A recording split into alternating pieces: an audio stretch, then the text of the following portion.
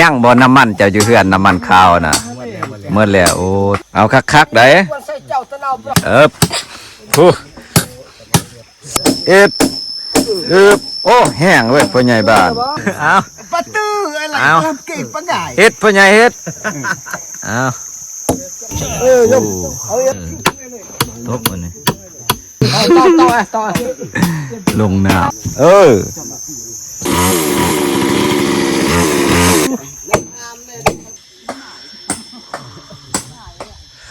มาต่อ EP 2บัดนี้พี่น้องหลังจากไปซื้อน้ำมันมาทางพี่ก็เติมน้ำมันเลยเด้อายใหญ่เฮานี่โอ้ยน้ำมันเปิดไปสีขาวๆย่างบ่น้ำมันเจ้าอยู่เฮือนน้ำมันขาวน่ะเมื่อแล้วโอ้ว่าเติมหลายเถื่อพอดีกับบ้านพี่น้องเอ้ยเมื่อเอาจักอายเพิ่นแล้วก็เมื่อซื้อน้ำมันแอดสั่งสีเลื่อยใหม่อยู่ปุ๊บปากเบื้องนั้นพุ่นแหละสีปรับอีกเทื่อหนึ่งโอ้ไอ้ซักเป็นสร้างตอกตะปูเลยเพราะเดียวเนี่ยโอ้โธ่เอาคักๆได้คืออยู่บ่ฮะเอา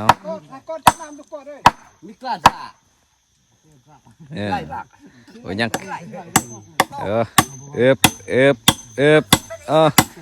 เอามันสิคุดเลยฮันโอ้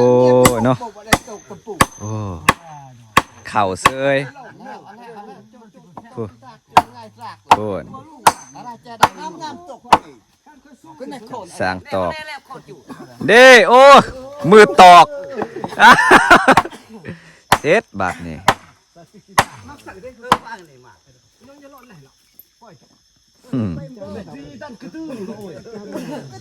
อย่าว่า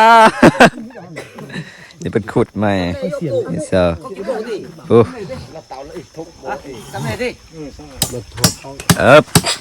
ู้สร้างตอกตะปูโธ่เฮ็ดพ่อใหญ่เฮ็ดส่วนใหญ่เก่งได้ผลโตอันนี้กันเบิ่งเลยยังแข็งแห้งกึ่งกังมึงมั่งอยู่เนาะโอ้ยได้แนวแต่ว่าพาลูกพาหลานเฮ็ดอีกพ่อใหญ่เฮ็ดอีกเฮ็ดอันนี้พ่อใหญ่โอ้ยเห็นบอกพ่อใหญ่โอ้คักเงินบาน้ำหวยทบก็ได้แล้วห้วยบางเหย้าบอกห้วยดินดากห้วยดินดากตัวไหนล่ะย่อบางห้วยดินดากโคตรตึ้ม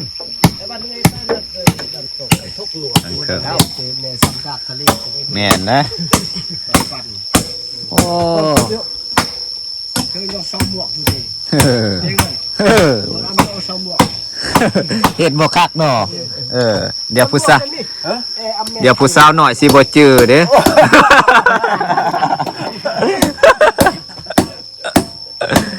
ตัวเองจบตัวเองดูอีดีอันนี้น้ำนาผ่าข้างผ่าลูกหลานแม่นจังสีและแบบอย่างของลูกของหลานชอบรวดเปียกเลยเปียกเลยหนวดน่าจะโกงเอา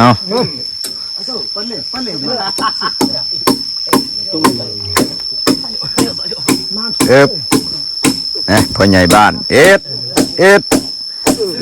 โอ้แห้งเว้ยพ่อใหญ่บ้านแห้งตั้งแล้วบัดนี้ซื้อแล้วทมได้บัดนี้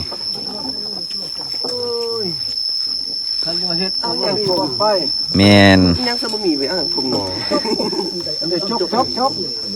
เอาเฮ็ดไอ้สักเฮ็ดทหารเก่าขุดไล่ขุดแหละเอากงใหม่อย่าเด้ออย่าเฮ็ดเวียกอยู่ทหารปละออกเนาะบ่มัก ล่างสุภานาสุรินกุนี่ มักแนวนี่ นอนนี่โคหู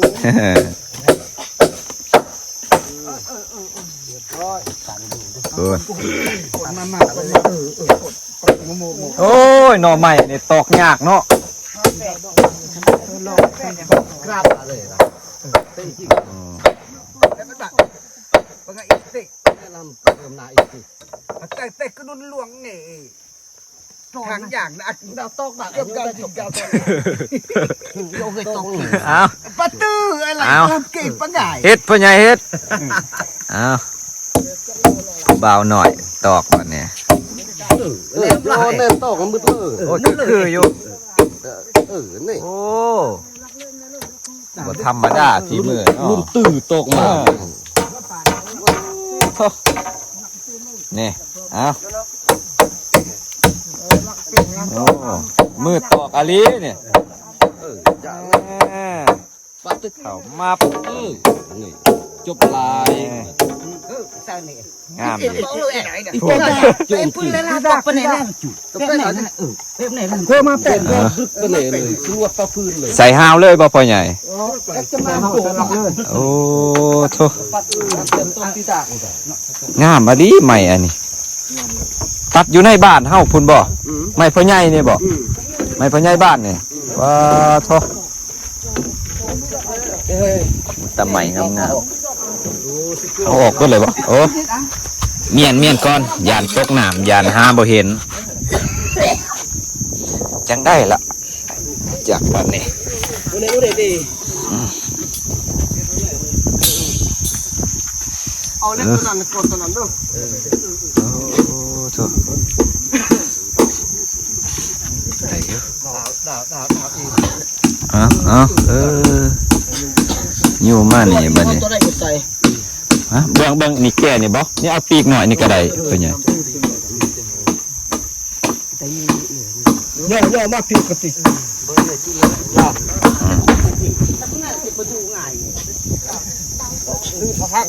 เต่าดูพักเอ้ยยมเอา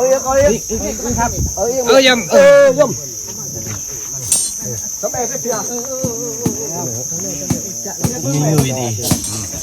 เอาปีกหน่อยนี่เนาะมาใส่เนาะบัดเด้อกล้องออกก่อนบัดนี้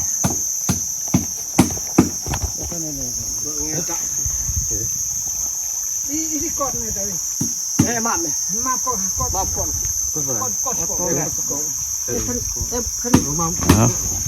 ประธานหมู่ เ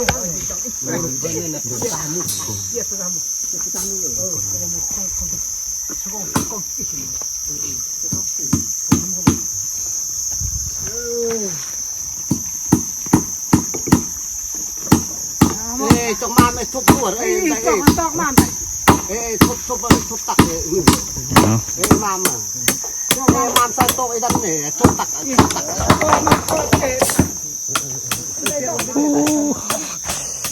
วันนี้สิใส่เบิดซองฝากเลยบ่พ่อใหญ่โอ้คักไม่งามจังน้อยจังลงก็ได้เอาใหม่อันนี้ลงก่อนลักเด้โอ้ตัวนี้ราวจักเนี่ยจัก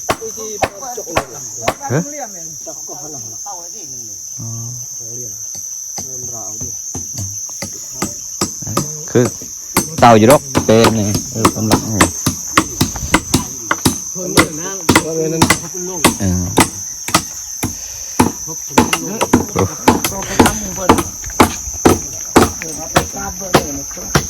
กูเปิดตากเลยกูเลยเยอะ เซตบัดนี้ เอาเลยเปิดตากเลยกูเลย คันมีปิ้งเซตจังได้บัดนี้ เอ็กกันให้มาหน่อยให้มา มูบ่ให้ขึ้นแล้วเด้บัดนี้ เยอะเลยถ้าต้องเลยนั่นแต่ ปรุงเลยตั้งปรุงไงปิ้งไงอยู่ เอ็กนั่นกดเนี่ยต่อตัวนี้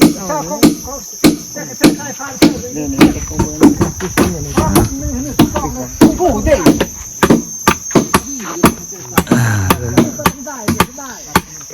มันคือหย่านแต่ไอ้สัก ยังถกเบิ่งจังสิเยอะ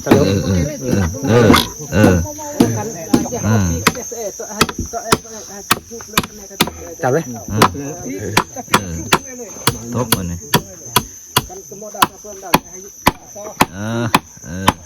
ปูนี่ตะปูใช่ตะปูอยู่นี่บ่เอาดอกน้อยดอกใหญ่สักได้เนาะเพราะว่าไม้อันนี้มันแตกนี่ไม้จื้อบ่เนี่ยดอกคือสุดเรียกบ่เนี่ยนั่นน่ะอีตันจำ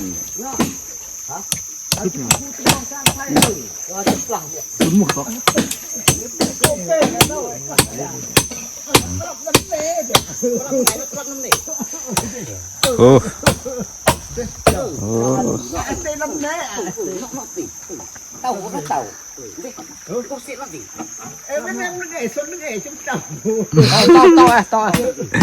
ลงน้ำในลงตอกอยู่เพื่อนเนี่ย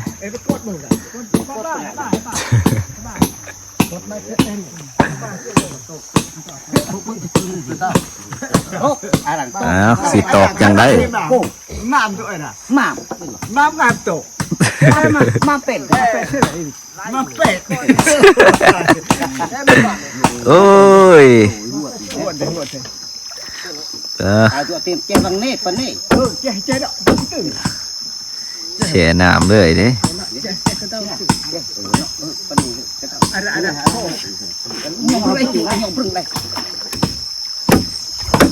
โอ้ยเราตัวตั้งโจมลงไงดิ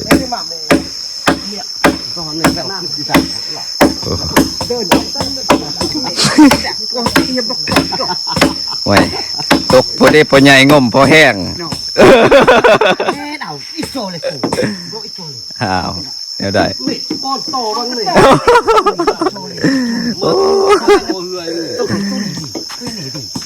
ก็มูเตนะป้อนโตโตเลยทำในปึ้งเลยทำในปึ้งอีกอันดีอันนี้บ่ทันได้ตอกเนาะพ่อใหญ่เนาะ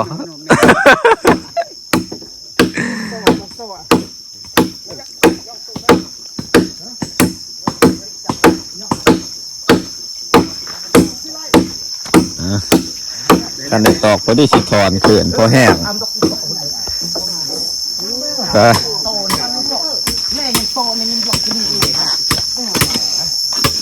ก็หมดดาวจังไงหมดดาวเด็กไอ้ทำงานเป็นกึ่งสิจกในเราคือไงไอ้เต้โตนนี่ยองในหลักเนาะตี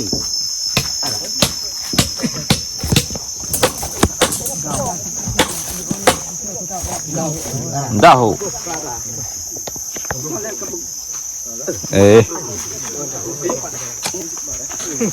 ตายองเองอีกแล้ว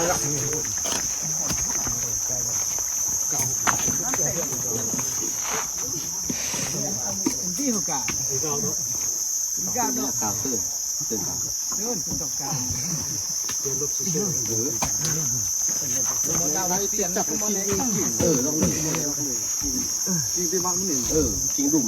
หักวิกมันสิมีคันหนึ่งตกมาอยู่นี่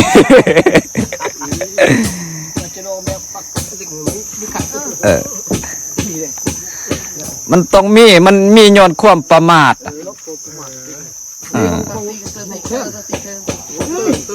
จกเราเว้ยต้องไม่อันนี้เจอโลเล็กเนี่ยมันขึ้นอันนี้เราได้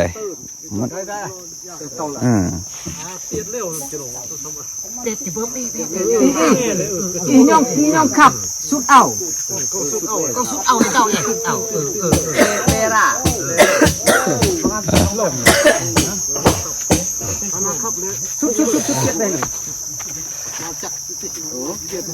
แมนขันขับพงโหลดปีนได้กระโดดจมูกแต่เป็นแนวบึกเงินแน่นอนแต่ปีนก็ได้แต่ยอตอกจับแต่ปีนจมูก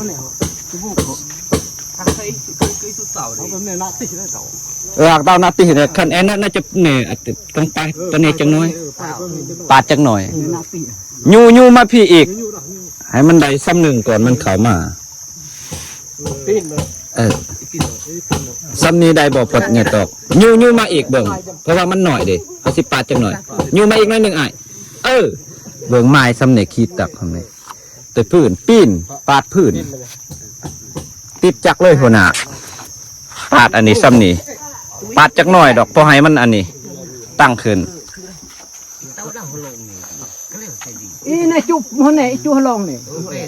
จุบหัวไหนจุบลอง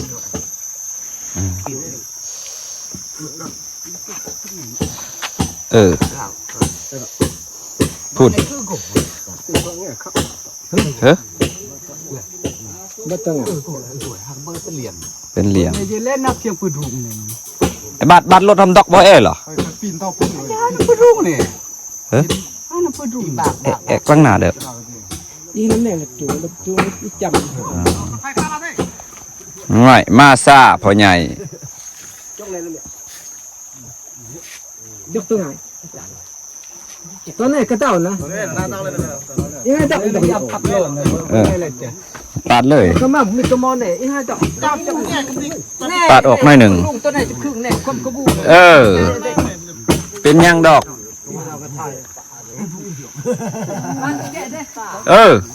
ปาดออกหน่อยหนึ่งเนี่ยปาดออกประมาณ3 เซนเนี่ยจงไว้4-5บ่ปีนออกเฮาสิเลื่อยจัง4ก่อนแล้วจังตัดออกนี่ปาดอันนี้น้อยหนึ่งนี่ให้มันนู่นขึ้นนั่นนึงก็อย่ามันบ่เพียงก็อย่า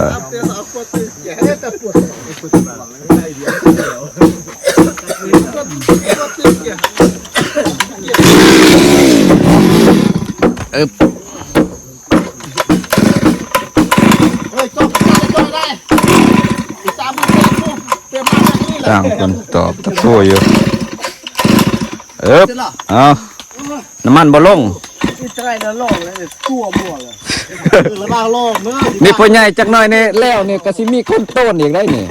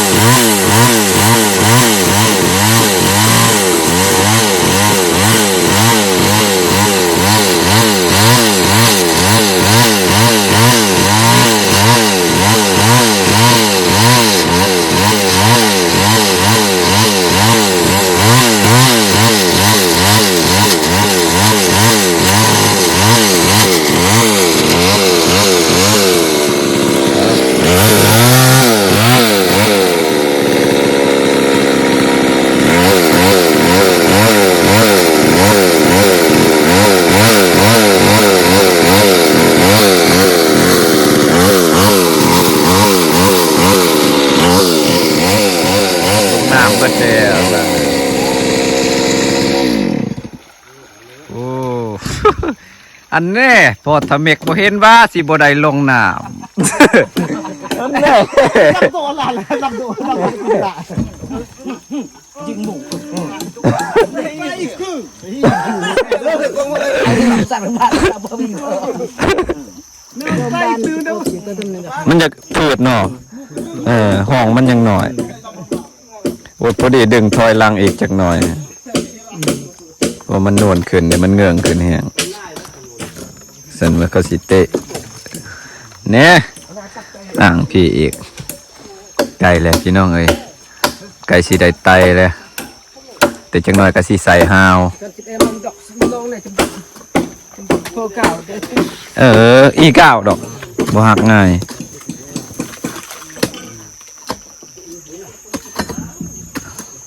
ได้แล้วพอใหญ่มันสิตำโพดทางนั้น โอ้ยตะปูตอกเข้าอยู่บ่เนาะ อาจารย์เตะกันที่น้องเองเนี่ยจากที่เดือดร้อนตกไอ้กองจะเอาเฮ้ยอันจบยี่แม่ใหญ่ กลับไปกลับมาเนาะเพราะว่าเล่าค่าประจำอยู่นี่ โอ้แม่แล้วสิให้พ่อใหญ่เพิ่นเก็บปีค่าผ่านทางค่าข้ามครัว เฮ็ดตู้ โอ้ยไก่แข็งโพดดึงมาอีกมันนะ ปูต่อเลยปูต่อเลย ตะปูตอกกันแหล้วมันจังอยู่ไอ้สักก็ดึงมาอีกมาพี่จะหน่อย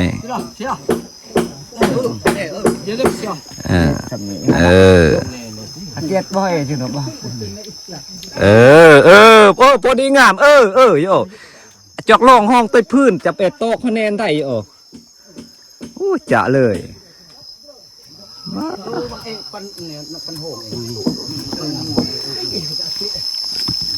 ก็บอกปัตตะบังใช่ไหม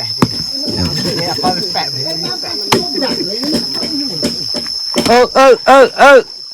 เอา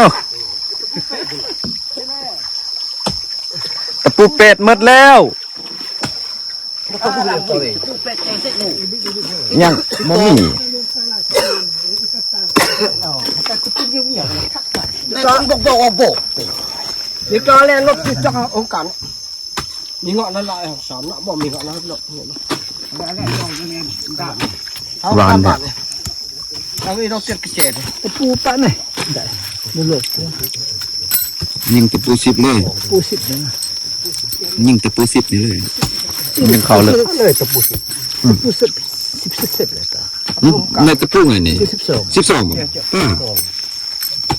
สมัยไหนกองงูกูหักมันใส่กันดำกันต้องเหนียวนักขนาด ตะปูสีดำมีหุบขนาดตะปูเป็ดพอเห็นค่อยซื้อส่วงนั่นตอกไม้หน่อยๆแตก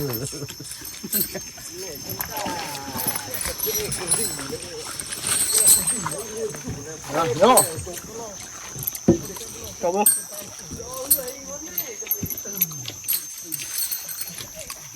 จับด้วยที่เราเลือกเชียวจับด้วยยิงตะปูตอกไอ้สักตกปวดแอร์เนี่ยจ้องลองได้นะตกลึกตะปูยาวพูดอีกหน่อยจะสิตอกมันบ่เข่าเนาะเขาเพียงไงโตเพียงไงเอาส่งดงไม่ดงในยิ้มหลักเลยเขาเพียงอะไรก็เอาเพียงนั้นนะจากเลยเต่าโตเต่าเจ็ดดับเป็นเจ็ดได้เจ็ดดับเจ็ดเจ้าสุดนี่ก็มันบ่สุดหรอกนี่นะมันยาวผูกกันเว้าเรื่องใจนี่อยากเอาเขาให้มันสุดเลยเนาะพ่อใหญ่เนาะ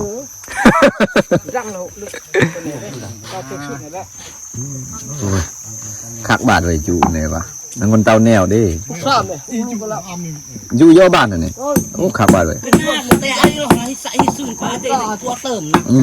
ตัวหน้าสิไปเอาแนวนำเอาไหนมาเฮ็ดแนวมันเตะกันจกเดียดูโยนไอ้อ้ำขาเปิดปนเน่ดูเตี้ยตุ่ลำโกรกอย่าเตะมือไม่จกน้ำติการเนี่ยนะก็เลยได้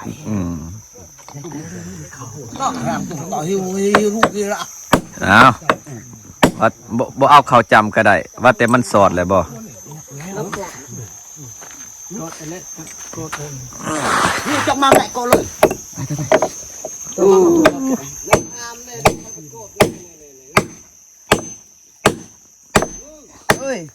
บกดก็ได้มันกระเทินกดโห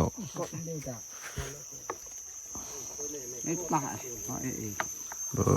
โถ